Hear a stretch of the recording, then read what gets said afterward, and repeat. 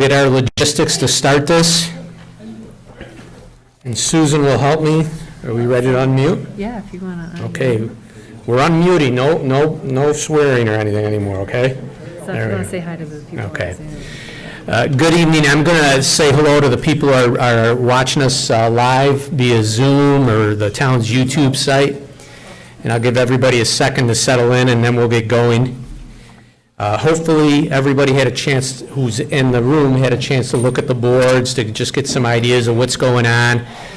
My goal is to explain how we've gotten here, and then at the end, there's surveys to make sure everybody gets input on what they like, what their preferences are, all that.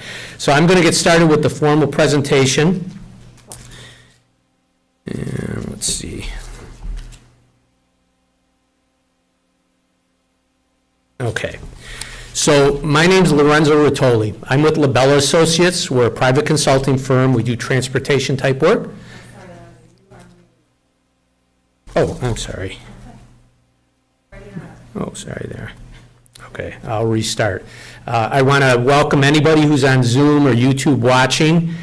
Certainly use chat features or whatever if you've got questions. I will say, I'm going to ask that we save the questions to the end. There's a lot of slides, and if we start and stop in between, we'll be here a long time. Certainly after the presentation, there's people around to answer questions. So I'll just start over for the folks who didn't hear me while I was muted. My name's Lorenzo Rotoli. I'm with Labella Associates. We're a consulting firm. We do transportation and planning type work. We were hired by the town to do a connectivity study for the town of Victor. It was through a grant. The Genesee Transportation Council is funding most of this. There's a very small percentage of contribution that the town is doing.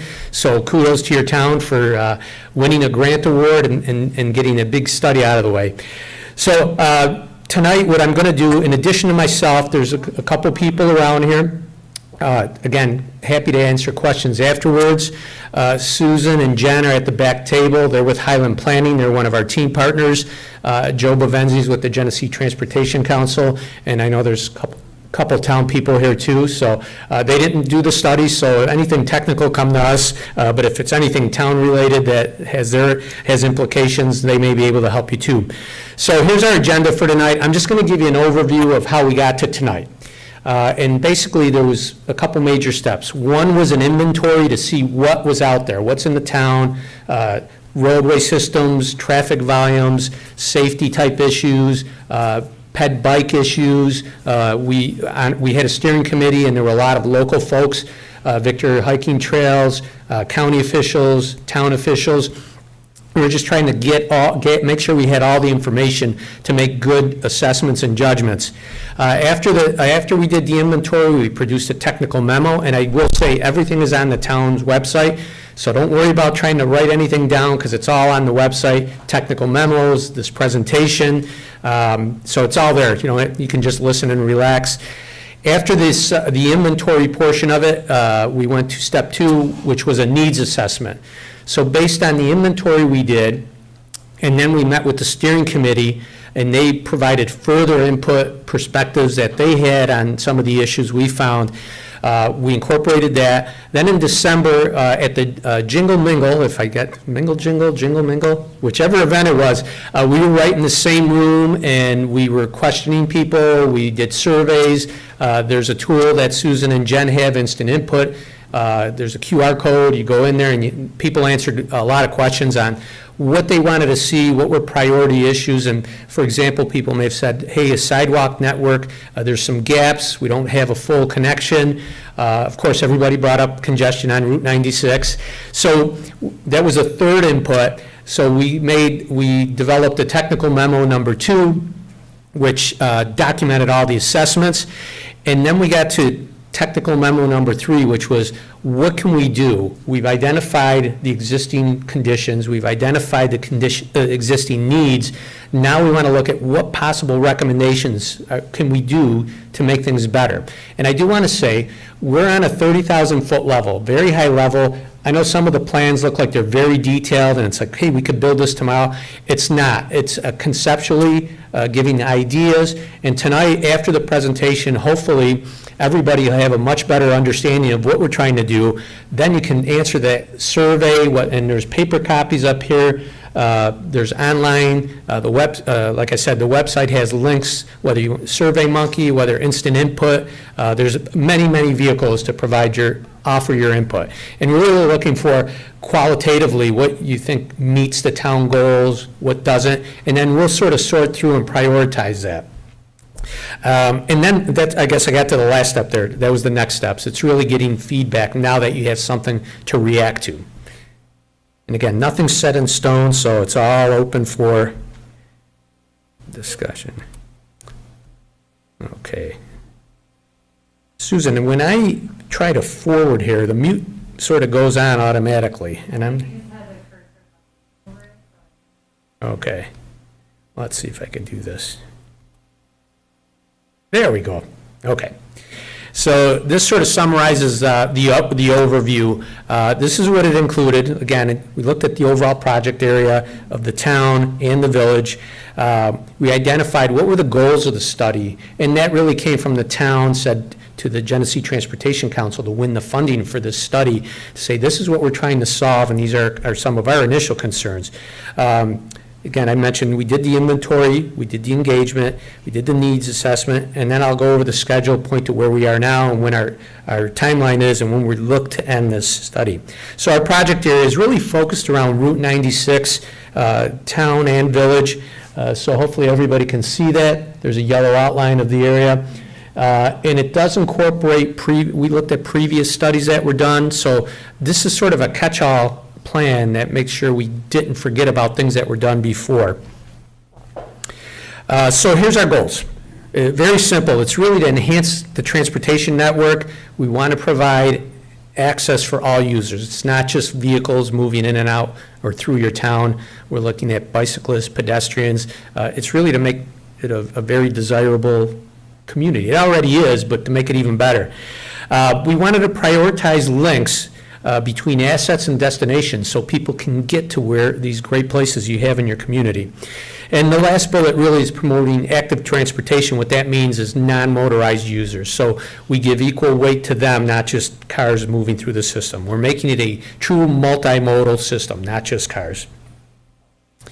So we started our first step. We gathered all the existing studies that had been done, and there was the Route 96 transformative corridor study.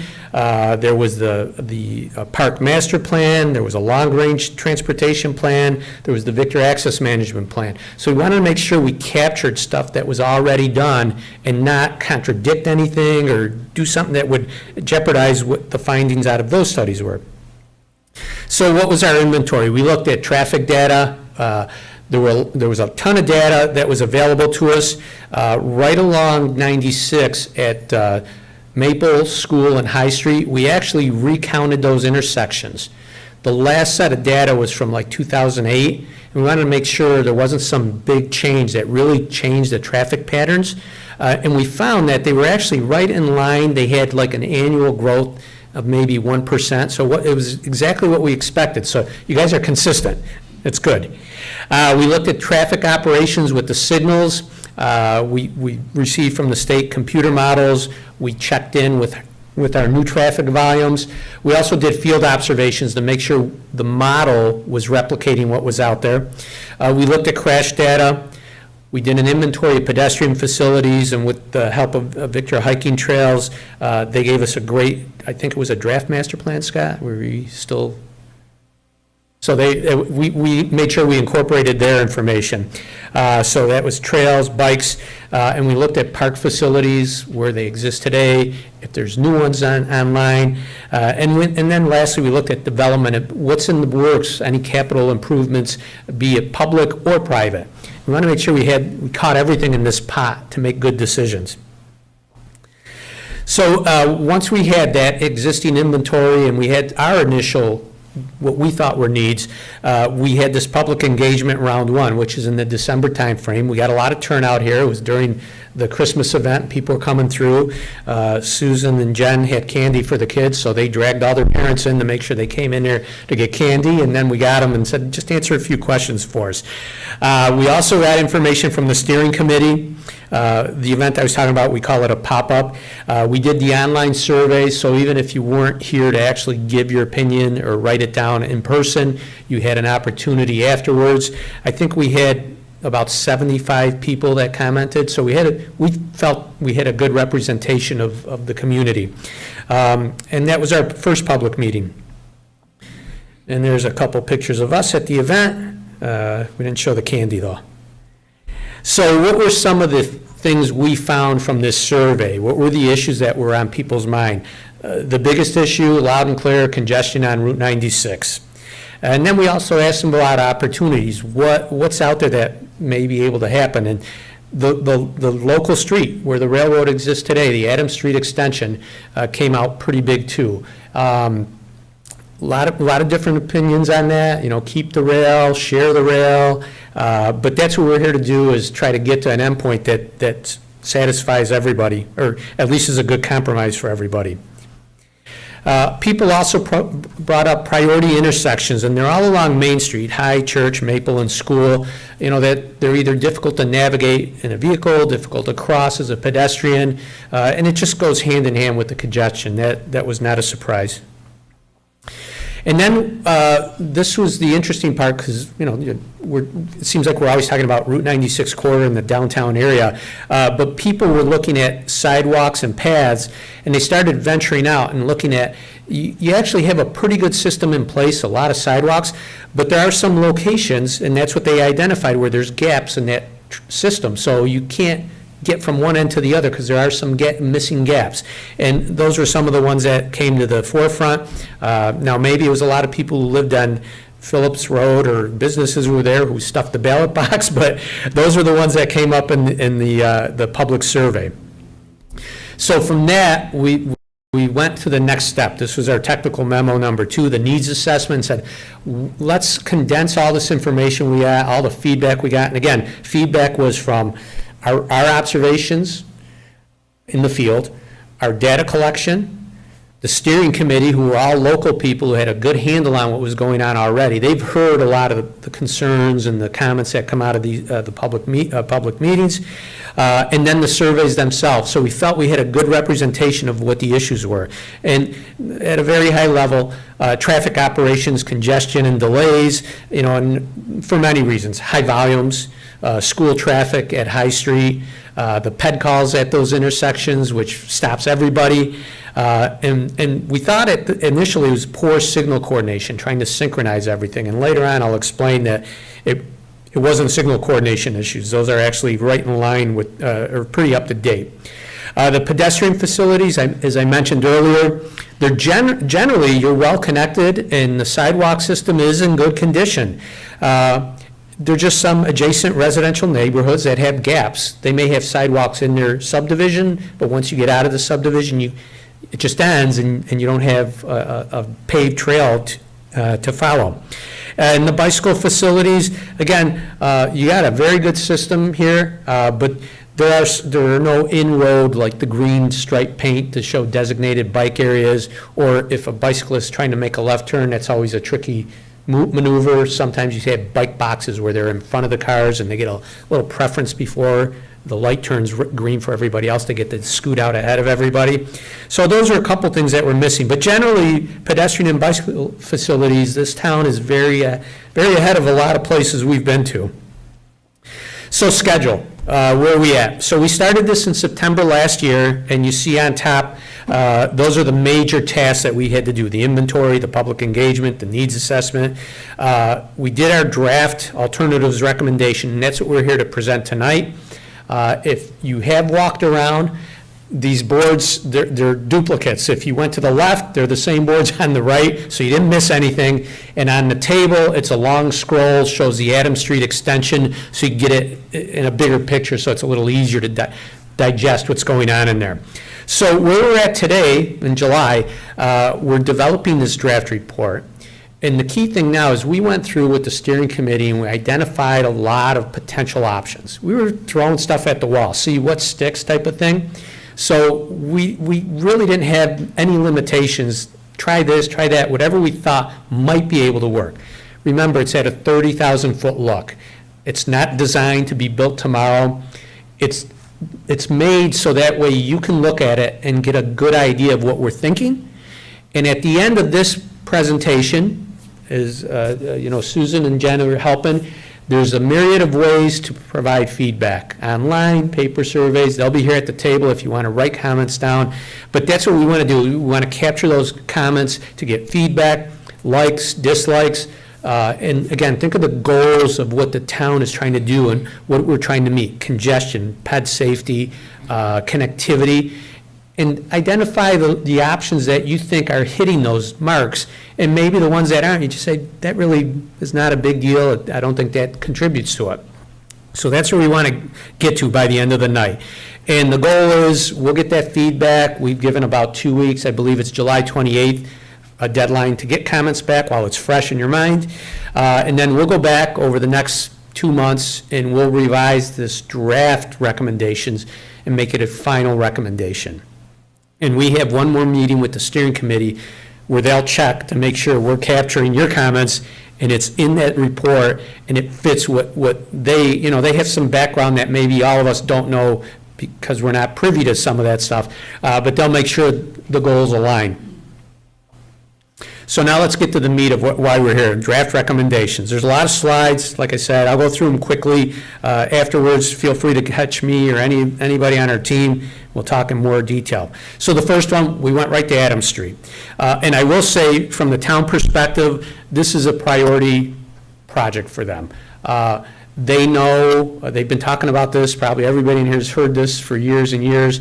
The rail is limited use for Victor insulators, and if somebody from the town corrects me if I say something that's not 100%, but the understanding is that the town's position that the railroad company will assist Victor insulators if they take up that track by truck transloading, basically wherever their end of their line where they think it's going to be, they will transport to Victor insulators, and I believe it's on their dime.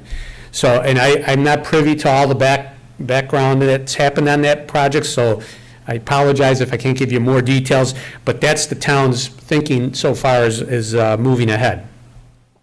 So some of the goals for the extension. Again, not a bypass. They don't want to hurt businesses. They want to keep the character of the community, a local road, bikes and peds on that road, a shared use path, and I'll show you some sections, but really it's to alleviate congestion. The idea is local people can take that road and maybe splitting, maybe not 50-50 split, but that'll help traffic on 96, it'll help traffic on the local road. The businesses in that section, because it's not a long distance between 96 and south to where this new road would be, there'll be a lot of back access driveways, so it'll help them both ways. So people who want to come to their business from 96 and people who want to use the local road. It is to accommodate all users. The concepts that you have, right now they show, it's called a sharrows and shared lane. A little wider lane that can accommodate both a bicyclist and a vehicle. There's another concurrent study going on that is going to detail it a little more than what we have. Again, we're at the 30,000-foot level, planning level. So they're looking at more nuts and bolts design to say what could happen. So they may have slightly different lane widths and such. The one thing I will say, there's sidewalks would be associated with this new local road. And separated, there's a curb and a grass area. There's a 10-foot shared use path, multi-use path, I'm sorry. That's for pedestrians and bicyclists. You're not right on the road. I know there's different levels of bicyclists. The people are very comfortable being in with cars, and then people who aren't comfortable, if you have young kids, you want them off the road so they're safe. And the last bullet there is really to improve the access, not limit it. And this back access off this new local road will really help that.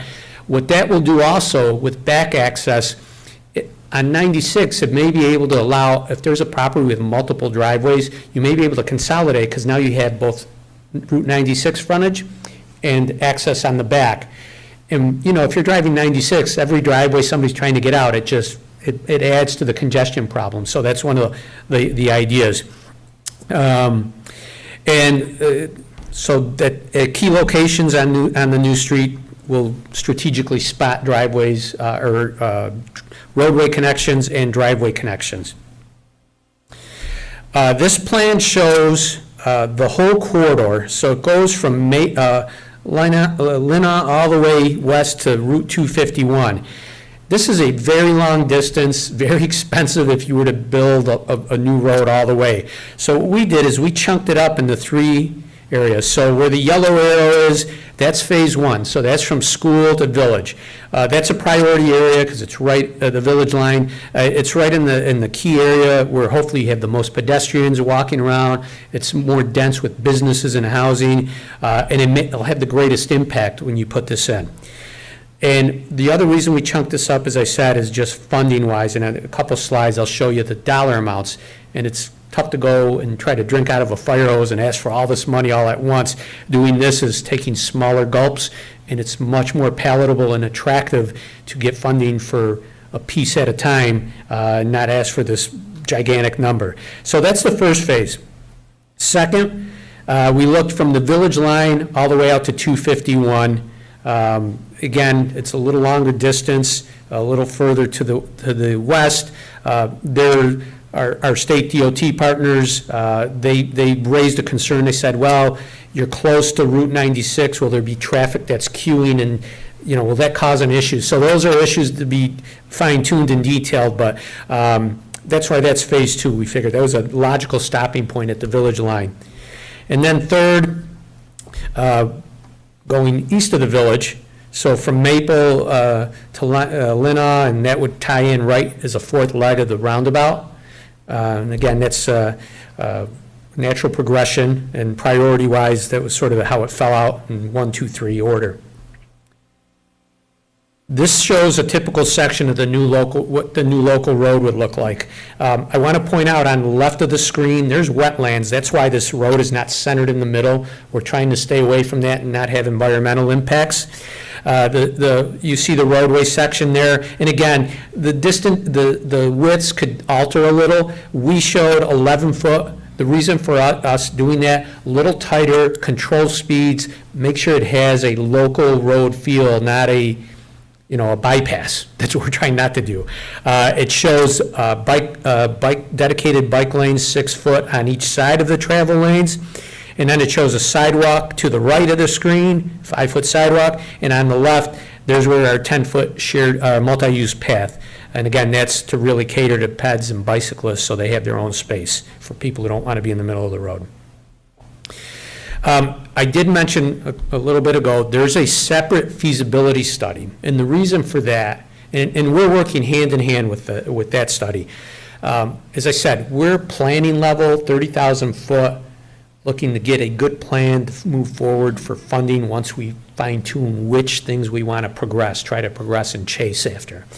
The feasibility study is much more in the weeds, on the ground type stuff. They did topographical survey, mapping of property lines.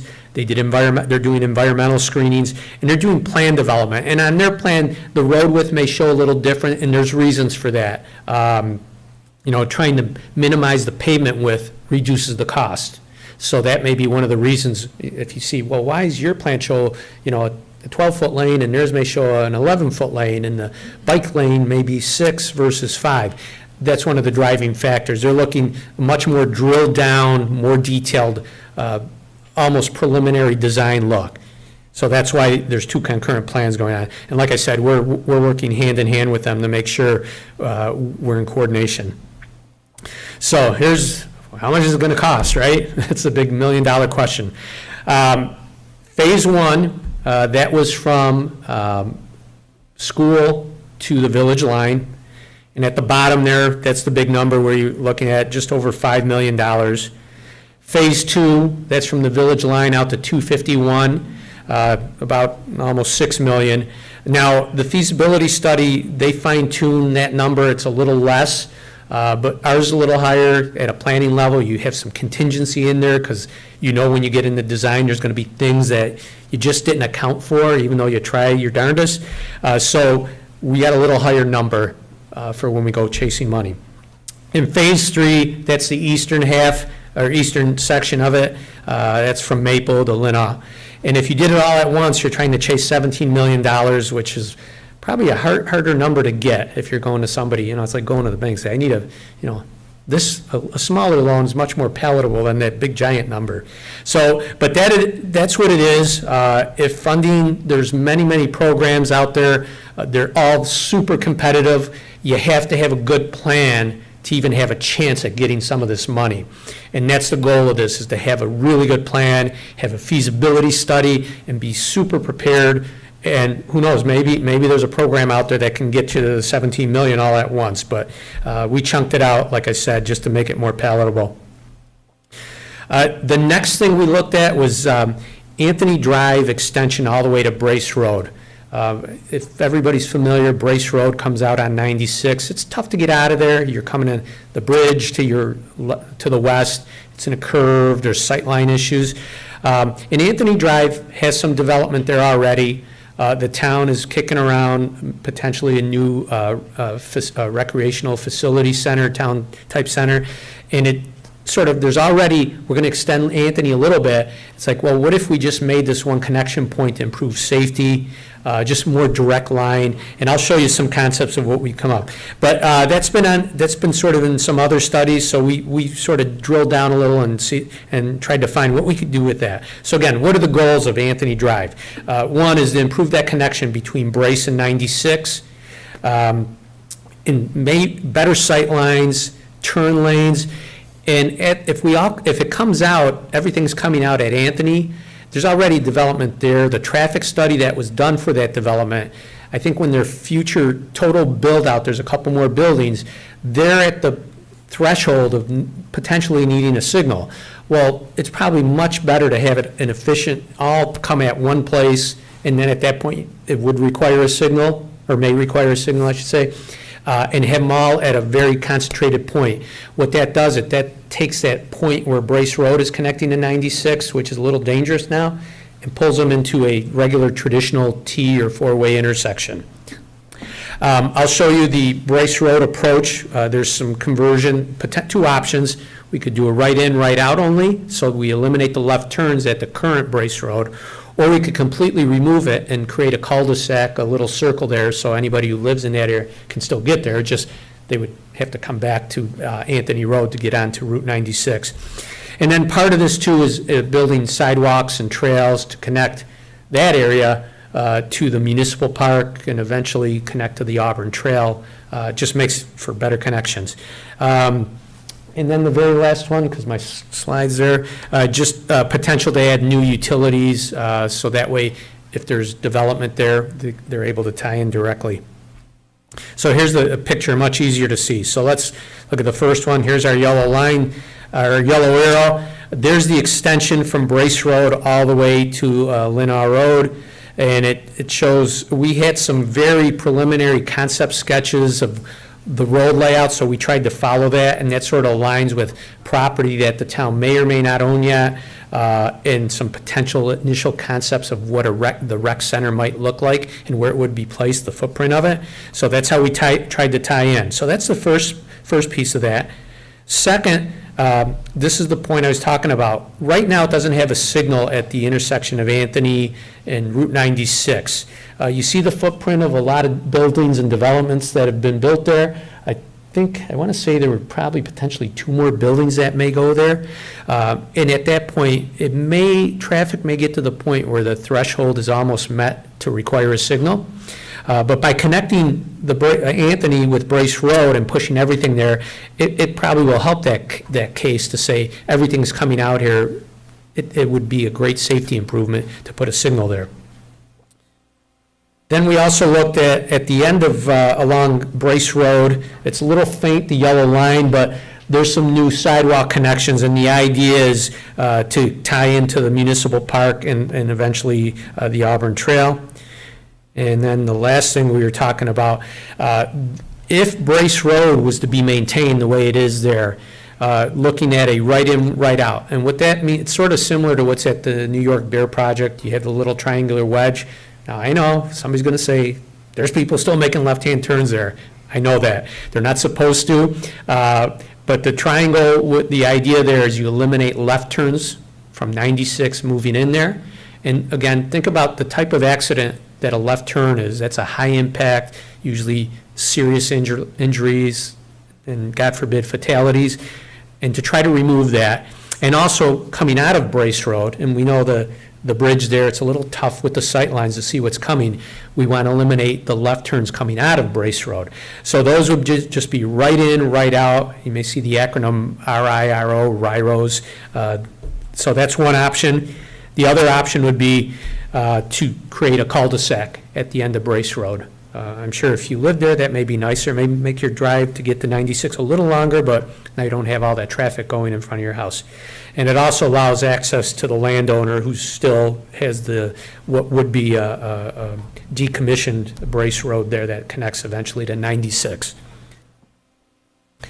So let's keep going. So cost for this, again, did a lot of preliminary estimating, earthwork, roadways, drainage, all that stuff, and you get to the bottom there, about $1.8 million, and that's all inclusive. It does include engineering, construction, so that would be if this comes to the top and say, this is another project we want to chase, this is the number you'd be chasing. So next, the third item was new sidewalks and trail connections. So we had a lot of feedback on this in December. It's all personal. Where I live, I want to make sure I got good sidewalk systems for my kids and such. So there was a lot of input on that. So what were some of the goals of that? Really is better connections between neighborhoods and community destinations, downtown village, schools, parks, trails, wherever else you want to go. And it's really, as we said earlier, there's a good system in place, but there are some links that are missing. And that's what we want to try to fill in those gaps where there isn't sidewalk. Third, obviously, much better for us, right? It's healthier to walk. There's a lot of good benefits. And being able to walk is a lot nicer than getting in a car, especially on a nice summer day. And the last bullet there, really improving safety by dedicated off-road facilities. You don't want to be walking 3 feet from the white stripe when a car is going by at 40, 50 miles an hour. So, as I said, we had a lot of input there. There's a lot to read. You don't have to write it down. It'll be all online. But they're ranked in order of priority. So the top two seem to get a lot of people saying, yes, we like this. From number 3 to number 10, sort of it'd be nice to have. And then 11 and 12, I think some people wanted that there, and I think some people looked at it, it's like, well, there's not a lot of neighborhoods or and such, for whatever reason, that was ranked a little lower. But let me go through graphically and just show where we're at.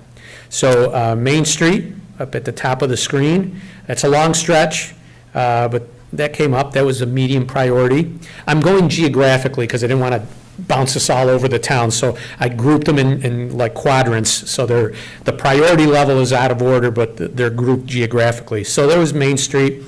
Phillips had a sidewalk connection, and then Wangham also had a couple people put that down. It'd be nice to have sidewalk there. The next geographical area, there was Lane Road. This one, again, a medium priority. And then we went to 251, and then over at Omnitech, Route 96 all the way to Omnitech to the village line. Our next geographic area was a little closer to the downtown village area, and we had Lina was high priority. There's some challenges there because of the grades and such, and it's not an easy, simple throw in a sidewalk, but that came up pretty high, and it makes sense. You look at that picture there and you see how many houses and subdivisions there are. It makes a lot of sense. And then we had Route 444 down at the bottom of the screen, and I apologize, I don't know how to move that bar down there, but that's Route 444 going all the way to the Auburn Trail. And that had a medium priority. Our next geographic area, we had one of the high priority ones. Here's East Victor Road, I think with the housing tracks there and the potential of what could be there with the rec center and such, that scored pretty high. Then we went over to McMahon Road, and then Route 96, going all the way to the Farmington Town Line. And then Bryce Road, which is a natural, if we're putting if a road was to go there, it would make a lot of sense to put the sidewalk there. And again, connecting to the municipal park and the trail eventually. So cost, each one of them had an associated cost. It's a big number, individually, maybe not too bad, but if you do everything, that's a big cost. So again, one of the hopes we have tonight is getting some feedback on what people liked and what you think really would contribute to the community. Then we went along Route 96, and first we looked at High Street.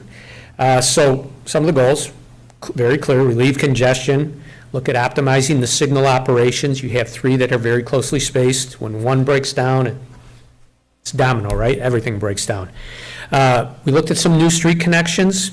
There was also discussion on collaborating with the school district to optimize their operations, dismissal times, things like that. And then we had a lot of ideas, and that last bullet is like, well, maybe individually each one may put a little bit of improvement, but maybe together, if we do 4 or 5 of these, it could have a significant impact to really improve how things work. So before everybody goes, you're crazy, we threw everything at this. Any idea nothing was thrown out to say, oh, that won't ever work, we won't try it. So we did lay out a roundabout there. We had the luxury of you having a new roundabout further east, and hopefully people feel comfortable driving through it, and you realize the benefit that it gives, both safety, operations, and such. So now it isn't this crazy idea anymore. But we said, let's see, what would it take to put one in there? And again, 30,000 foot level, this could move, shift. It decreases delay. Speeds through that roundabout would be more in the order of 15 to 20 miles an hour. And the idea is if there's a gap between one car and the second car of 50 feet, at 15 miles an hour, you're comfortable jumping in, versus regular speed traffic. You would never, it'd be dangerous, you'd kill yourself. So it decreases delay, improves operations, safety factor. Again, think of left turns, how dangerous they are, how serious they could be. In a roundabout, at most, you're going to get a fender bender, a little side swipe. Nobody's going to get killed. They shouldn't get killed unless it's like a heart attack or something, but this is a very safe operation to get through a roundabout. It provides traffic calming, slows down traffic. It's a gateway feature too into the village. There's landscaping, things you could do in the middle of that to make it a nice, attractive part of your community. But the last bullet there are property impacts. These have a big footprint. You can't just squeeze them into the existing intersection. There's going to be some impacts, and on that slide there, you could see the house towards the top of the screen. That's going to get impacted. It would involve probably purchasing some property. On the bottom side of it, having private driveways into it, that could be a challenge. Now, if this in conjunction with the Adams Street extension, and you could build back access off there, maybe you've solved the problem. And again, we're not there yet. We're, again, 30,000 foot level. We looked at the existing signal system. So new controllers were installed in 2009. We checked with our New York State DOT partners. It's their road. The one question I had for them was like, okay, you put new stuff in, things get built, volumes change, things are programmed for when you put them in, things have changed. So they said the state went out and coordinated these signals not that long ago, October of 2021. So they're very recent. What we did is we took traffic counts. I know I spoke to some people out here, just to make sure we were tying in that there wasn't some huge disconnect from what the traffic volumes were 10 years ago to what they are now. They checked in very nicely, a slight increase, but it's like, what you would expect, 1-2% growth a year. So there were no surprises. So the question of, can you just retime them? This sort of proved they're already timed. It's just we got a lot of vehicles trying to get through shared space, and everybody wants to be in that space. So it's not a matter of, the signals aren't synchronized. They're in pretty good shape, and they're pretty new. The third bullet there, adaptive signal control, that's like the next great invention, right, for the traffic engineers. Usually when you get to a signal at the intersection, there's either loops in the road that detect your cars there, and it'll trigger the signal, the computer, to say, hey, there's somebody on the side road, you got to flip to green on that side street. And usually, it's not a very efficient operation, because one car could cause the signal to trip and be red for the 96, which has, 100 times more cars. Adaptive signal control is, as soon as that car is out of there, it knows, it's smart. It says, okay, bring it back to green on the other side, and they work together. They'd be connected with High, School, and Maple. Problem with it, like anything else, when it gets really techy and high-end, they get very expensive. I think they're on the order of $40,000 a signal. They have video. They require video detection. It's a much more complicated system. One of the other things at High Street, the ped crossings, now you can make it on the west side or the east side of the intersection. And there was a thought of, well, if you pushed everybody to the right side, had one place where the pedestrians cross 96, it would improve operations, because then you can make those right-on reds off of High Street, and you can make maneuvers that normally you couldn't make if it stopped, because there's peds on both sides of the road. The last one there was looking at the school period and counts in their signal timing programs. So sometimes in locations, you may have a location that has a very specific signal timing pattern to account for a ton of school buses coming out all at the same time. The state did not have a unique a signal phase for that. It's just, like I said, you have a lot of traffic from every leg of the intersection, so there wasn't they said there really isn't anything to improve that. But we looked at it just to make sure there wasn't something we could do. Right in the village, this one's going to be one of those wild ones. There's a lot of new connections. And again, just from getting feedback from various people in the community and within the town, they said, hey, maybe there's some things we could do here. And one of them I'll show, a new road from the school and connecting back in, and it sort of looks weird to say put another leg in there. What I want to point out, at the very, right next to the High Street and 96 intersection, in the box, it does say one-way southbound for school bus access only. So it'd be very limited use just in the PM, probably when the schools are emptying out. And what that street does at the intersection just north of there, Dreyer Avenue is extended, and the buses could also take some back roads to maybe deliver some kids to other areas. And the idea is just getting them off of 96 to alleviate some of the pressure that's on that road. There's our Dreyer Avenue extension. Again, give somebody an alternate access so they're not all on 96 at the same time.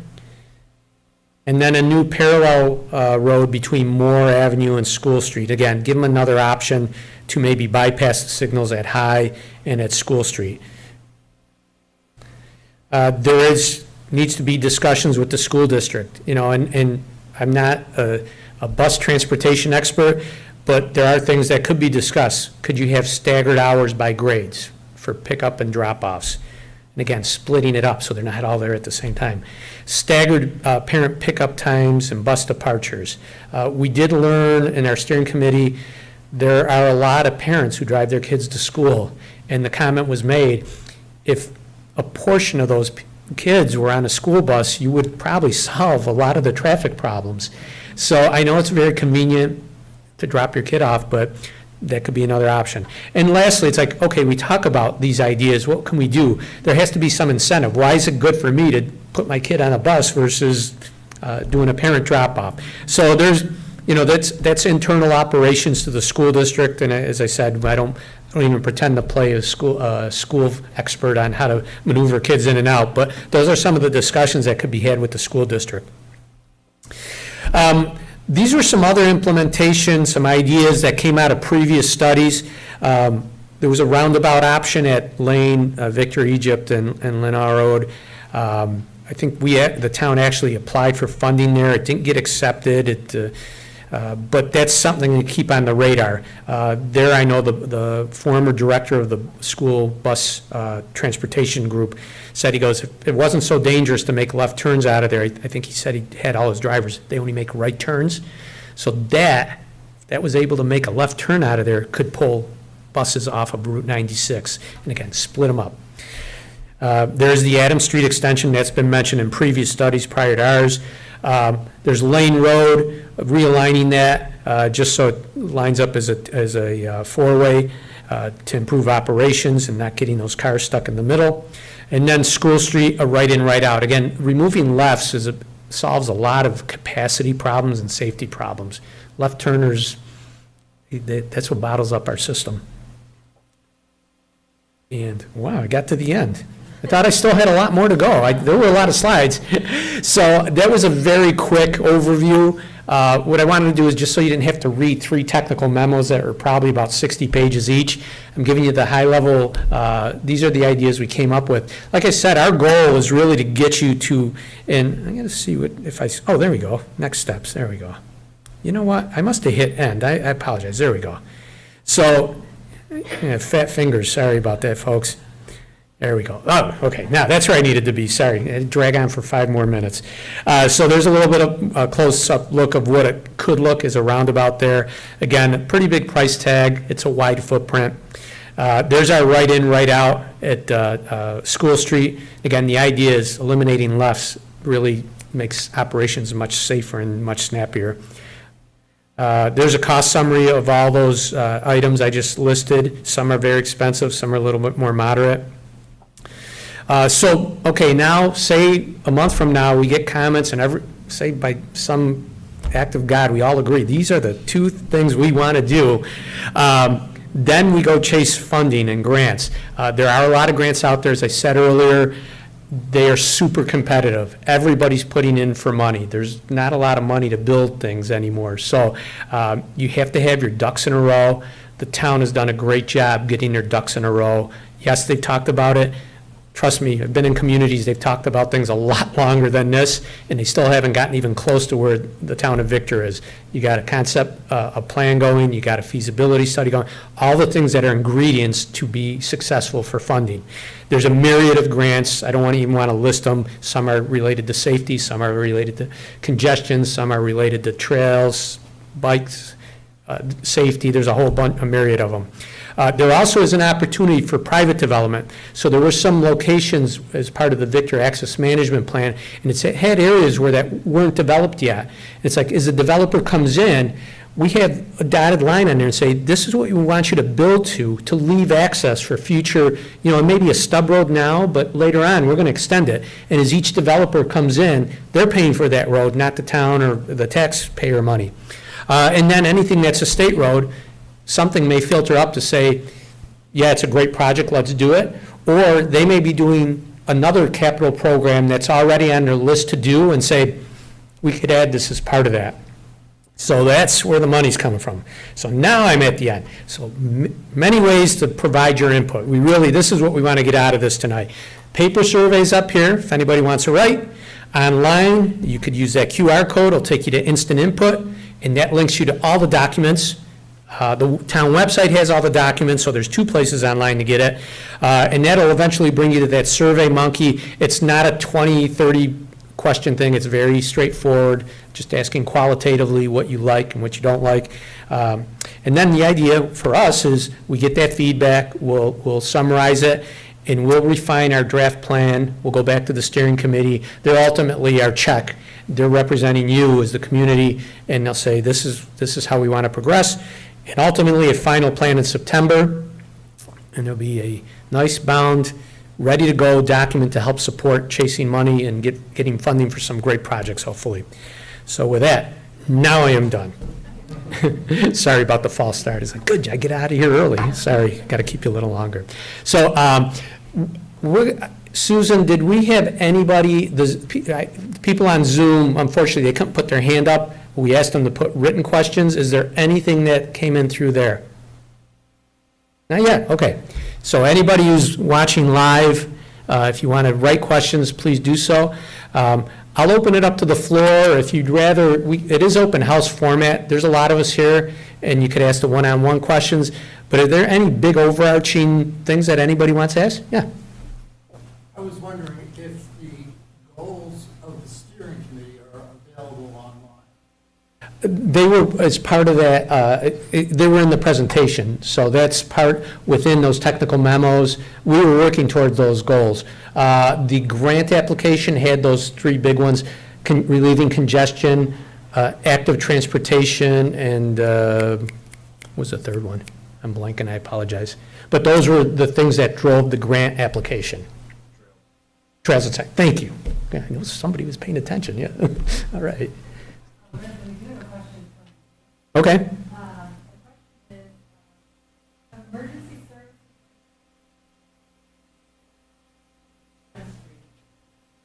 Also, You want me to do them one at a time? yeah. So for the people who are on streaming, the first question is, has emergency responders been contacted about the Adams Street extension? At this point, no. No, we haven't. Now, there may have been town reps who are, on their behalf, may have brought questions to us, but I don't believe there was anybody on the steering committee from the fire department or an ambulance. So the answer is no. But certainly, we'll be reaching out, having them provide input on these surveys. And the second part? Is there any changes? Adams and Maple, I believe that was the mini roundabout, right? Oh, no, I got the wrong place? Okay, I'm sorry. So do we have, that's on the west side, so I don't believe there was, right, Tom? Yeah. No, okay. Thank you. I was messed up between school and Maple, so the answer is no. No. Any other audience questions? Yes? So my question is regarding Adams Street Extension 3. Mm-hmm.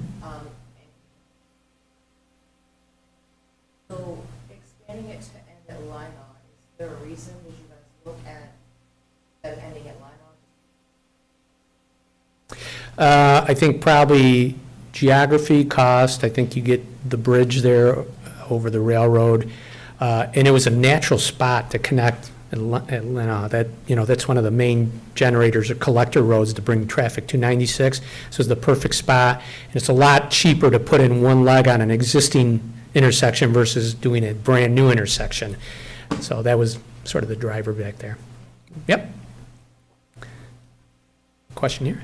So the report's going out in about September. Is there a sense of? That'll be over the next month or so to fine tune. And again, the one big missing piece is feedback that we're going to get online and from this room. Yes, another question. What's the alternate plan if the federal government decides the railroad has to stay? That one is above me. I don't know what the town could do to force one thing or the other. I know there's a lot of discussions there, and I'm going to apologize. I haven't been involved in the railroad discussions. But if that wasn't to happen, I mean, it is a priority project.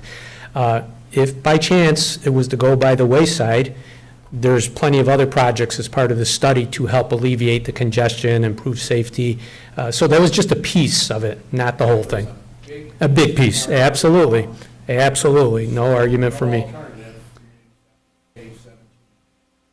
Well, we being, that wouldn't be the portion the town would pay. There'd be match grants. So a lot of the programs are set up where, whether it's federal or state, they may give you 80%, and the town part, and the town and or state would meet the other 20%. So that number, it's a big number, you're right, but from the town taxpayer perspective, it's typically 20% of that. And different programs have different match grants, so, or matching numbers. Could be. Yes? A question regarding bypass. Most towns and villages that I'm aware of, travel around the country, have, if you have a congestion problem, first priority is get the traffic out of there that doesn't want to get your town. Mm-hmm. And 7 or 8 years ago, the town came to me and made a presentation about a bypass traffic that doesn't want to be in the village and put it on to the old North Central railroad bed and take it on down south to was a high priority before, and you're saying it's not even a priority now. That really surprises me. It just didn't make it to our list based on feedback, again, surveys, steering committee and such. But, It came up a lot. but I would encourage you, put it in the comments, so that way it could come back to the steering committee, and we could look at, you know, that can be a discussion point for us. But,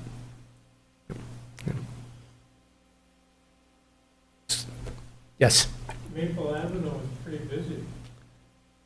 yeah. With all the other work, guys, nothing helping that intersection. Is it because of, couldn't think of anything to do, or? what? That one's a tough spot. You have buildings right up to the road, that's your main commercial district. You know, even attempting to put a roundabout, you say, hey, try a roundabout or whatever, add a left turn lane, or add a right turn lane. It's just, you're not gonna, very low probability of taking out buildings in your downtown area. It just, I had Yeah. another people thought, coming out of School Street on the main, a right turn only, that doesn't do much for the traffic going east. mhm. It puts those cars going east. Somewhere they gotta turn around. Yeah, they'll be diverted, and again, with some of the other alternatives, you're gonna have other options for them to get around. It'll change some traffic patterns, there's no denying that.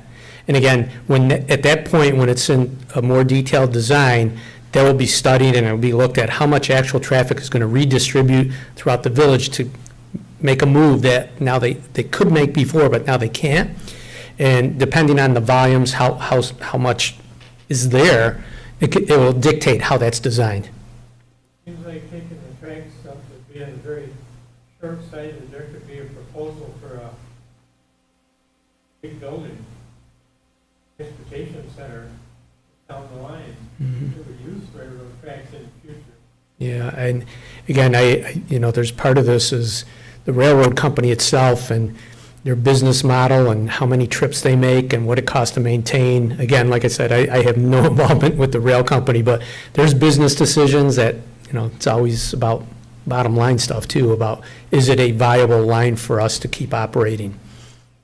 And again, it's somebody's office, somebody has those numbers, yeah. With all the counting of cars, and let's say going from Jersey Turtle coming into, we have a feeling of count, at least how many actually went then down to 251, Maple, and how many continued. Not at this point. So the counts we did were spot counts at the intersections. So we have the number of right turns, left turns, through movements, the number of pedestrians that went through it, the number of bicyclists, but there isn't an origin and destination. So to do that, we either have to do it's a pretty exhaustive study to track license plates to see where they're going and tracking through the system, or, now there's many software companies that track by the little black box in your car. They're watching us, right? And those companies, from my understanding, is they may be aligned with General Motors, maybe with Subaru, and they have a very small percentage of cars that they're actually following, but they look at trends. So you may not have an exact number of how many are actually doing that, but you could get a pattern, a trend to see who's following, who's going through the village, who's peeling off. But it would be a pretty extensive effort to get that information, to do origin and destination. When did you say? They were done, I believe, was 2 months ago. Tom, am I off on that? Is it? Yeah. And I think we were trying to make sure we got it before school was out, because the traffic patterns change. Saw another hand over here. I actually had the same question about how many cars are actually going through. Distributed. Yeah, who's truly driving through versus who's shopping or residents. Yeah, so Yeah. I'm just thinking, if you have 10,000 cars at 4 p.m., between 4 and 5 p.m., if you have 10,000. And if you show 3,000 going down school, 3,000 going down, balance going down. It seems to me that if you counted them at the same time, put Yeah, I think the problem is between the intersections, when we're doing just spot intersection counts, you're not sure at High, did that car come off a High Street or off 96? Which one's making the right turn on School and which one's going, it's sort of like in the middle, there's some weaving that may happen and we're not sure which one does what. A much more exhaustive study that way. We were checking in with the previous counts that were part of the comp plan. We did check with the state DOT. They gave us their traffic model, and that was preloaded with volumes that were there, I think, 10 years ago. And like I said, they checked in really well. So I was sort of hoping that it's like, oh, they've changed significantly. We can do something here. But unfortunately, the answer was they haven't changed significantly. They've grown a little, but pretty consistent. Many years ago, I was on a committee, much like this one, and did exactly the study the gentleman just said. Most of the cars went through. That record is probably hanging around here someplace. Yeah.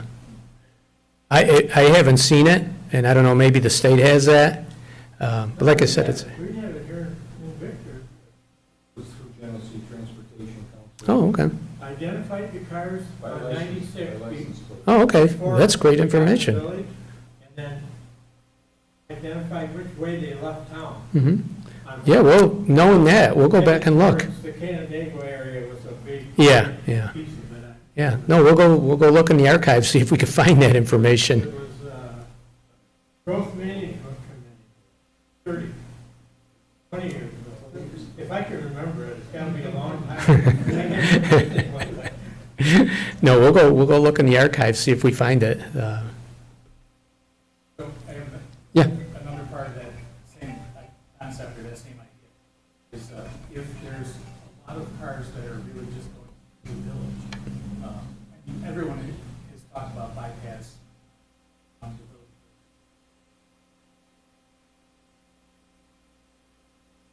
Talked about bypass because the assumption was that so many cars were just going through the village. I Mhm. mean, just going through. So I was wondering if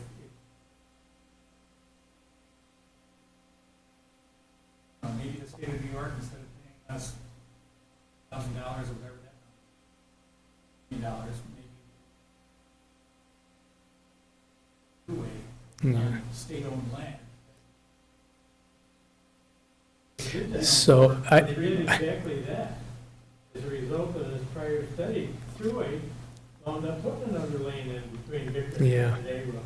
Didn't work. so, Well, I'm talking But they about one that's did. not, one that's not a toll road. yeah, I mean, just to alleviate, Now there's a toll road. yeah. And I'm I- just thinking, to be able to get people past the village, Yeah. to the area of Farmington that they want to go to, or 332.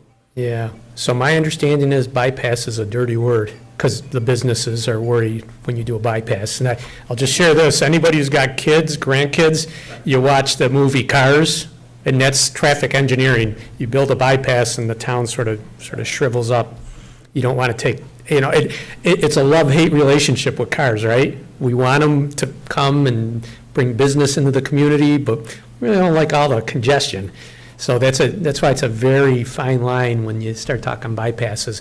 And the marching orders we got at the beginning was local road, slow speeds, pedestrian friendly, not bypass. So those are the directives we got when we started this. Are there any known obstacles?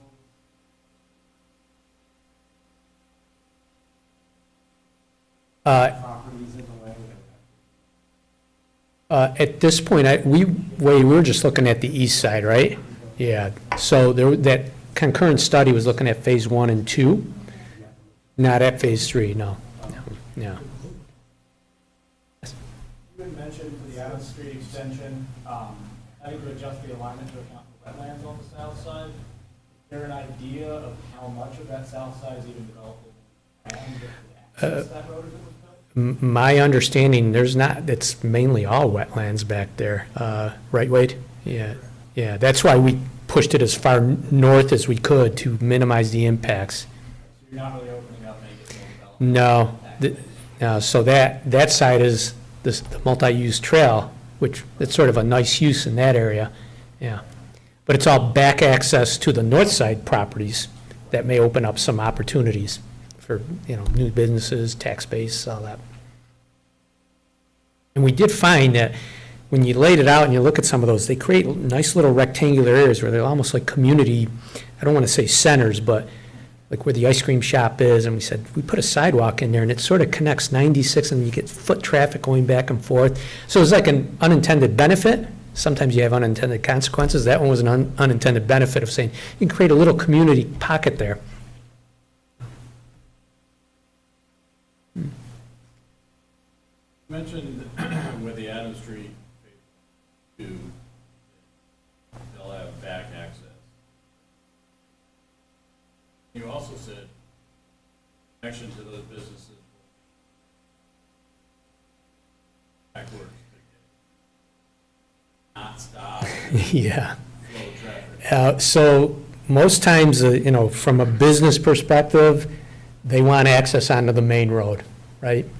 It's just a fact of life. They want to be. Could they be centralized Y- and yeah. internalized? And some of what came out of the Victor Access Management Plan was consolidating. So maybe 2 properties, instead of having 2 driveways, there's 1. The idea is to limit the number of driveways, because everyone is a friction point, everyone is a potential for X number of accidents, turning out, turning in. So we would look at that, and that was part of the other study, the previous study. So it would be trying to condense that where we could, minimize. Does anybody want, one more. Yep. I mentioned to you that I've been driving this section for about 3 years since we moved our office to Victor. And my impact has been at the max, 5 minutes. Go from, let's say, 13th Turtle into the village. Anyone in the room been impacted more than that? I mean, actually, more than that? I would open that up to the floors, any Yeah, I personal backed up experience. all the way to the Chevrolet dealer, and only took me 5 minutes, backed up to the Chevrolet dealer to get all the way through Main Street. Anyone have any knowledge of themselves or seeing more than 5 minutes? I mean, we see a long line of cars, that's all it takes to get through, for me. Where you're coming Well, the cars are backed up because of the school, from. Right. but it still only took me 5, maximum, let's say 10, if I double So it. this is like, what, 3:30? 4 to 5.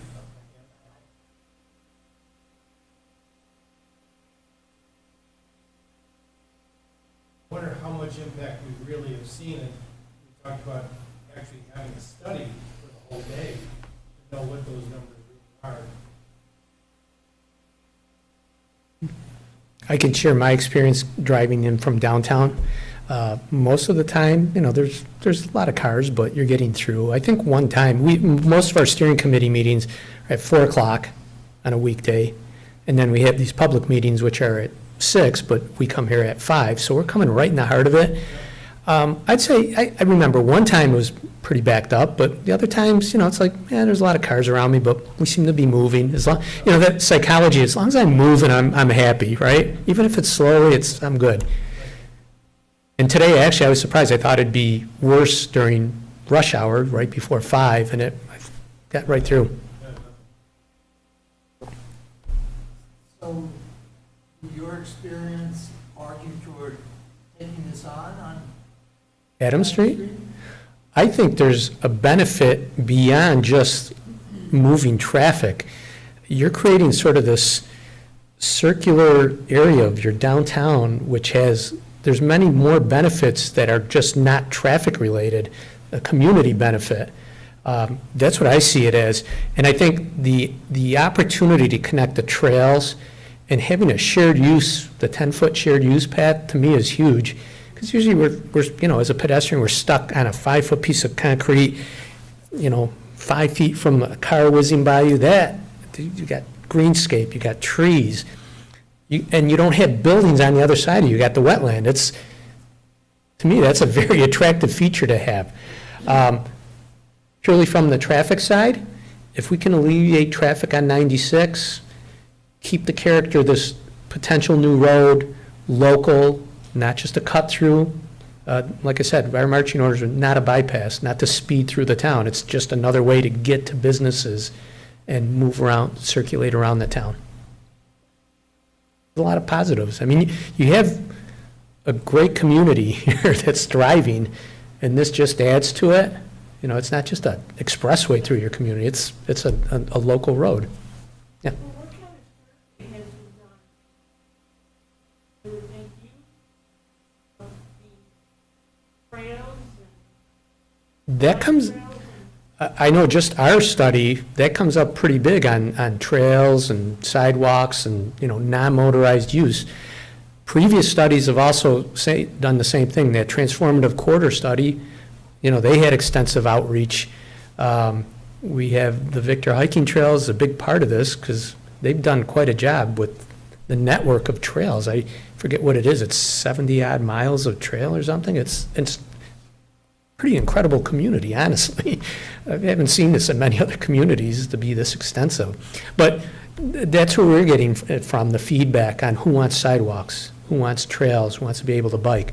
That's all part of that active transportation terminology I was using. Yes? That would probably be on the village, the municipality. If it's a state road, they take care of the road, plowing, that sort of stuff is on whoever the municipality is. Typically. They may have a different arrangement, but typically that's what it is. Susan? Okay, Zoom question.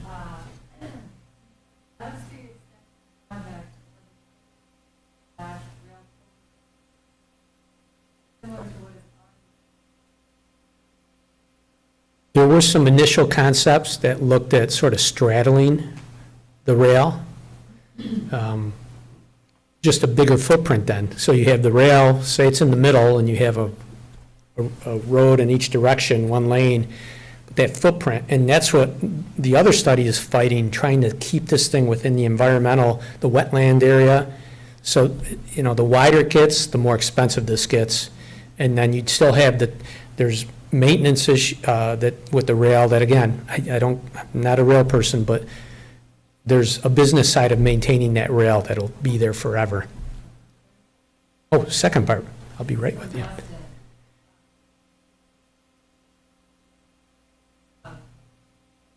Section shows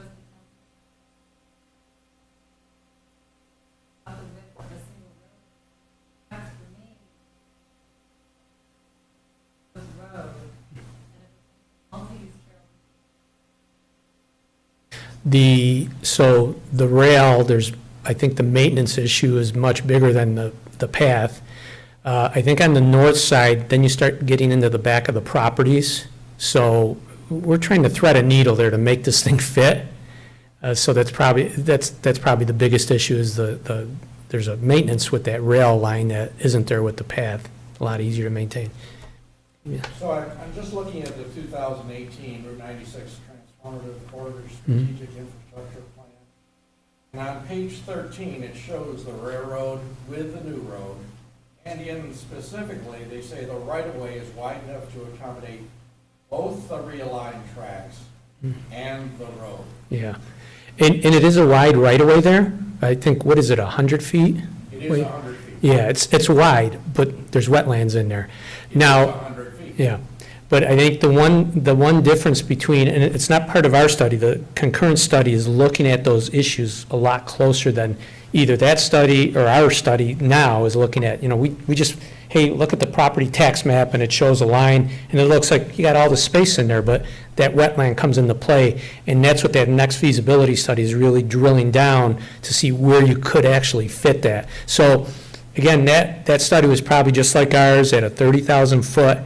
It was like, we're just testing the waters here. And I think whether it's that one or this study, needs to go to that next level of actually laying out, because we did wetlands, right, Wade? Is that they were delineated to really identify where they are and seeing what we can and can't do, what we can impact. So there's still some unknowns to that, but that's one of the drivers is trying to stay away from it. And how do we get a copy of that, please? That's in process now. Wade, is there anything that's online yet? Not yet. online, utility study.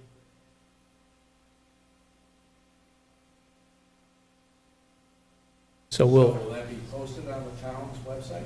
I'm assuming it will, yeah, yeah. How soon after that is the decision supposed to We're looking at September, so that stuff's in alignment with what we're doing. The two projects are working hand in hand. At a time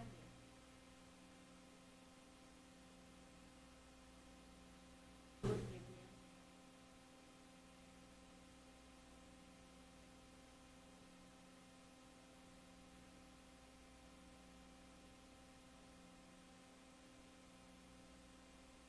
I would encourage you to put that in the comments, so it's documented. Yes? You're traveling on the Adams Street and across School Street and then you left to right or right only? Or how do you- Right now, do we have multiple lanes there, Tom? Do you, on Maple, are we at that far yet? Or no, we're not at Maple, we stop at school, right? Yeah, we got a roundabout at where we end our phase. And that's one of those, when, again, more detailed study where you're doing in-depth traffic analysis, it'll dictate if you need a right turn lane, a left turn lane. That'll all be, again, that's much more detailed design in the next step. Yeah. This is it. Sure. So the question was, if you're on Adams Street and you're at Maple, how many lanes, right? Did I capture your question? How do you propose to merge that traffic onto? Yeah, Are you going to be right only or is it yeah, going to be? Right now, it's sit there and wait till somebody makes a left-hand turn. yeah, yeah. So we would do the detailed traffic analysis to figure out what type of control is required there. Is it stop sign, yield sign, number of lanes? Did you capture that, Susan? You got? Okay. Better than this president. Okay.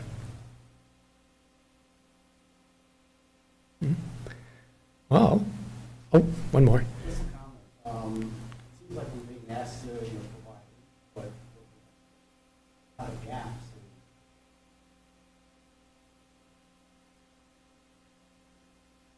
Up to a lot of steps where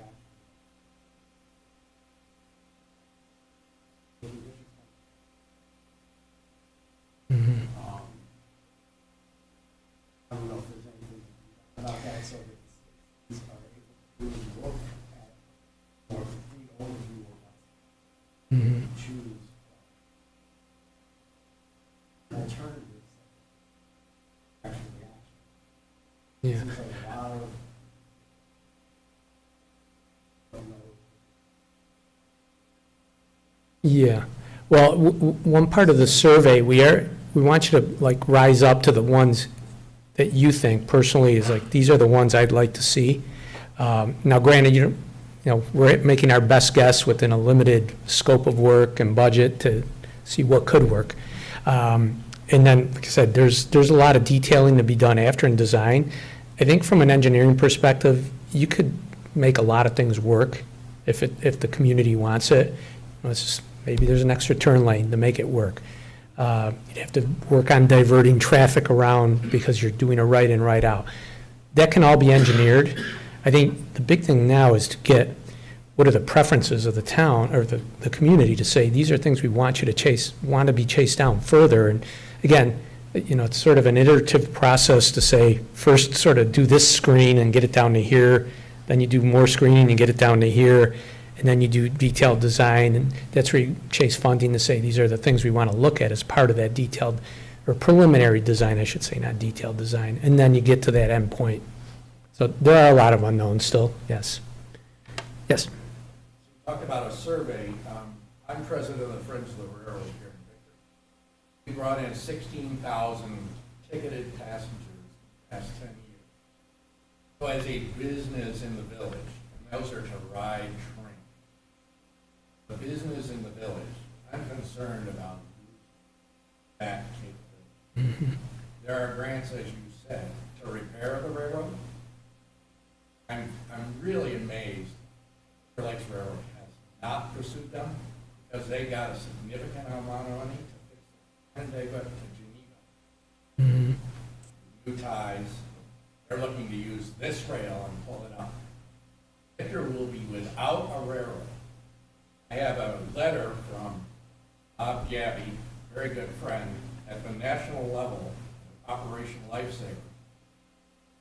evening. We sent out a survey a couple of days ago.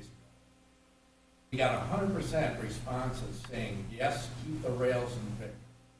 That's from the riders, Mhm. so it's targeted. Targeted. That's 16,000 tourists. Money. So Bob said, hello, Joel, just got home, read the notification about the meeting in Victor. Fortunately, I won't be able to attend. Really a bad decision to remove the railroad because we all know so well, once the tracks are removed, they are never replaced. They cannot be used for business or transit. Mass transit. Finger Lakes Railroad now has several mass transit cars, which could pick up people in Victor and deliver them. If the rail was extended to 251 and a parking area put, they could take people there, out of the traffic. Mhm. So hopefully a solution can develop to build whatever road is necessary, along with retaining recreational. I'm curious, and I admit, I don't know. Has your group been in direct contact with the rail, the owner of the rail? Yeah. Yeah. And what's the answer from the rail? From the town to abandon the lot. That's not. Kathy Rayburn, I've sat in a number of meetings, discussions, where Finger Lakes Railroad representatives were present, and what was, when Victor references the 2018 Transformative Corridor Study, and that we were at that time looking at sharing that with the rail. That has shifted because of the information we've received from Finger Lakes Railroad. They are no longer interested in, or not interested, they are no longer able to maintain the service in Victor because there's only one business that utilizes the ramp. And they have tried, I talked to Bruce Haverfield, they have tried to reach out to countless businesses to try and get more business for them because and I can't remember what the numbers are and how they rationalize that as far as how many loads they need per day or whatever it is, but it is not a working model for them anymore. That's why we have shifted to the tracks are coming out, and actually the railroad has indicated that they want to repurpose the tracks that are here. Yeah, isn't that a deal? It's not the town that was saying, we want to get rid of the railroad. All I'm trying to say. That's an important point. Yeah, and that was the understanding I had, and I wasn't privy. I was confused. But the Finger Lakes Rail could stop service and let somebody else take over. So somewhere along the line, they're getting something out of this.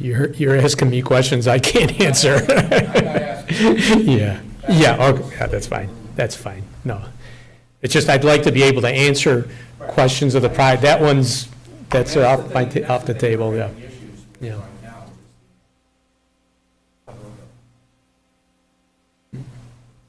Before we continue, Good.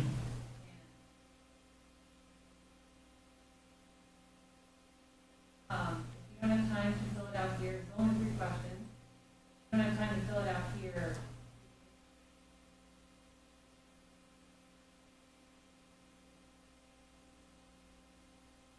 So one feedback on that. You have a QR code on a computer. Asking people to use the QR code. I'm looking at my device. QR code means. But it will take you. It will take you. Phone at it. I don't want to point my phone at a computer. Phone is my computer. Or a link somewhere. Click on the link. Asking us to use the QR code that we're looking I believe, Oh, yeah. yeah, I think it's also on. yeah, there's the slide, Right there. that's surveymonkey.com, Website? Yeah. yeah. We'll get to the point, we'll get you to where you want to go. Yeah. No, the link is there too, yeah. here right now, Yes. there's no way to link unless you. Yeah. Great presentation. Yeah, glad. And now everybody knows. You asked the question that everybody needed to know. Thank you. I just want to put in a pitch for, cycling connect.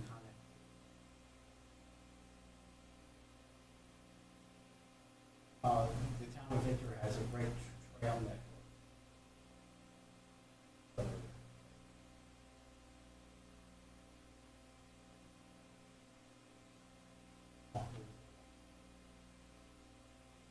At the beginning of this presentation, we talked about the overarching goals of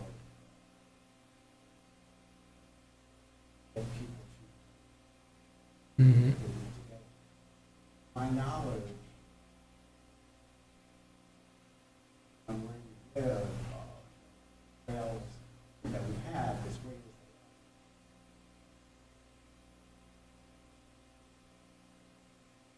they are. Close, but then pool Mm-hmm. rates.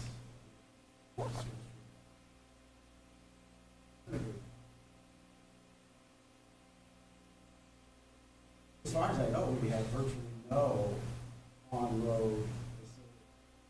Right. Right, there's a very short bike lane, Mm-hmm. and that's Yeah, it. So we acknowledge that the on-road system is I'm not, disappointed that some recommendations have process.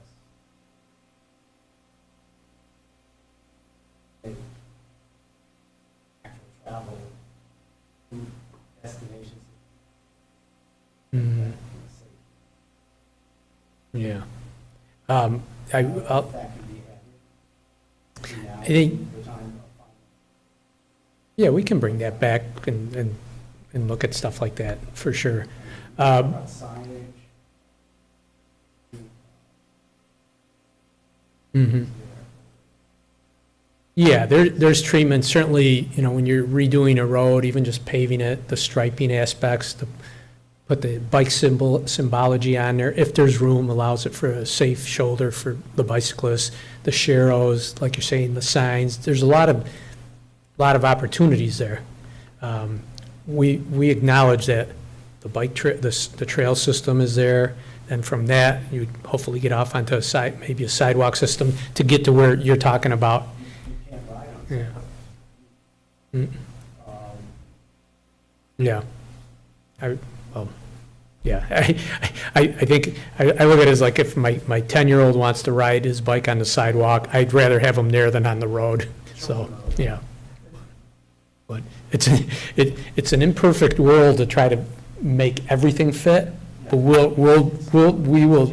definitely are trying to, like I said, we're throwing a lot of things out, trying to make as much fit as we can, and certainly if there's opportunities to do that, we'll take them.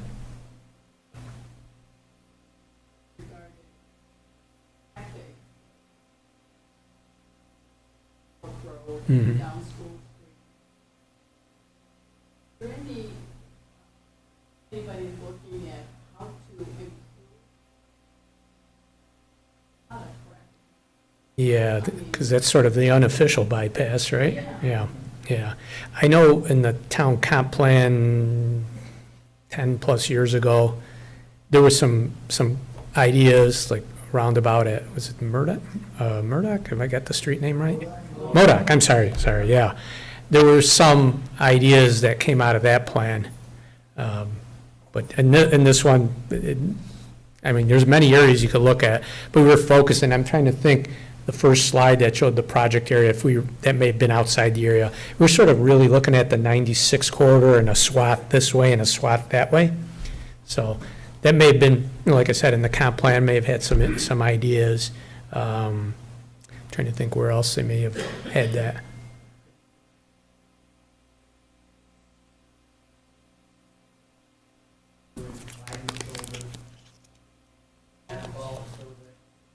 This much room to bike on.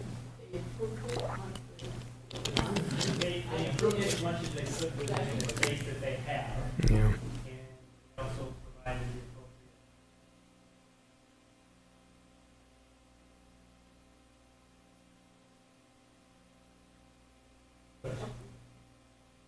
Yep. When you do your car count, also count pedestrians. The rule is they're just as important as the cars. And if you ever get any federal funding, you have to account for them. And many times in meetings like this, people are saying, why are we spending money on a bike lane? There's only like 2 bicyclists use it. It's like they have to have equal access, just like the car does. Actually, another thought. Kind of going back to my original statement.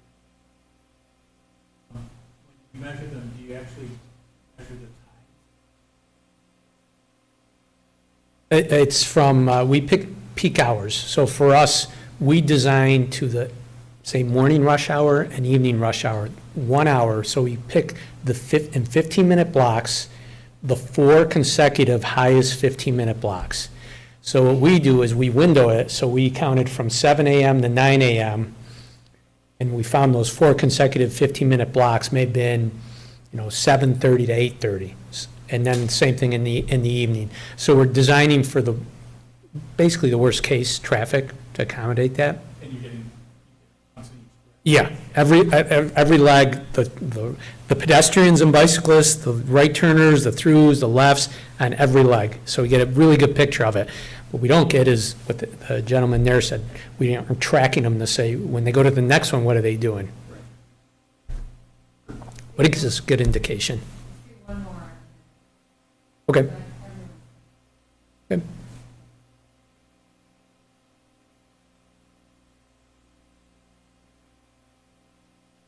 Are those the QRs or the? That's just a comment card, that's ideally,